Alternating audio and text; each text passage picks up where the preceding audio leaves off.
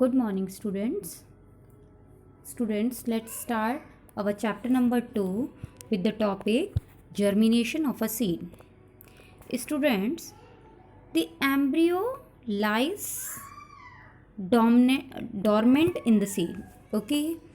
But when the embryo is supplied, then embryo get moisture, it becomes active. Understood? And what happens? A small seedling grows from that embryo. The process by which this dormant embryo becomes active, that means inactive, this embryo becomes active, grows, and uh, a seedling comes out from it. This process is known as what? Germination. What called? Germination. Again, the process by which dormant embryo becomes active, grows, and establish itself as a seedling, that is what called germination. Okay, now students, what are the conditions which are necessary for the germination of seeds?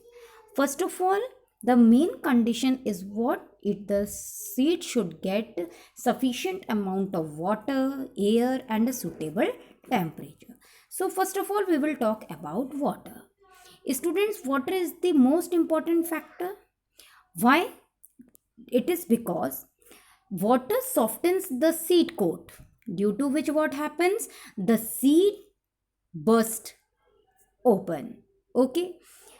uh, when this seed coat bursts, what happens? Radical elongates and forms what? Primary root, and plumule comes out, which develops into what? Shoot. This I have told you, that radical develops into root, and plumule give rise to shoot. Now, in the dormant seeds, food materials is stored in concentrated form. Water what dissolve this concentrated food into soluble form, which is used by whom? By embryo. Water also activates what? Enzymes. Okay. Now, what about the air? Students, like any other organism, a plant also respires. That means it takes in oxygen. Seeds require energy for their growth. This energy comes from where? From the respiration of seeds. Now comes the temperature. Students, seeds require optimum temperature. The favorable temperature is what? 35 degrees Celsius to 40 degree Celsius. Below or above, below the 0 degree Celsius and above 40 degrees Celsius, these seeds will fail to what? To germinate. Okay, student. Now we will study about the types of germination. Students, a seed can germinate by two types: apigeal germination, and second is hypogeal germination. What is apigeal germination? Students, in dicot seeds, the cotyledons, okay, what happens? The cotyledons, thick with stored nutrients, emerge above the ground during where? During germination. Then the transport of stored nutrients to the developing seedling.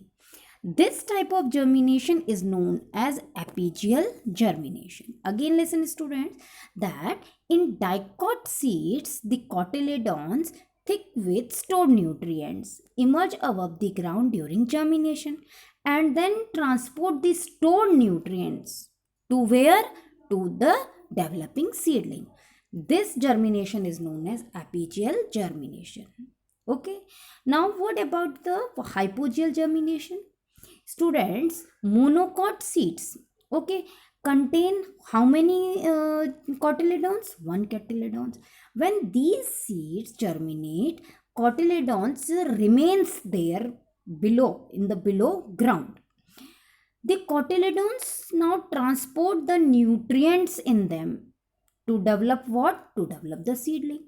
Now this type of germination is known as what? Hypogeal germination.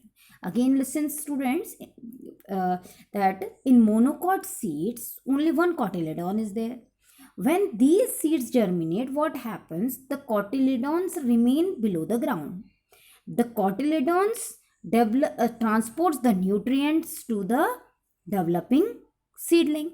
Now this type of this germination is known as hypogeal germination, and this type of germination is found in the seeds of maize, groundnut and mango. Okay, now listen here students, these are two types of germination given here: apigeal germination, and the second one is hypogeal germination. Okay student, your chapter overs here.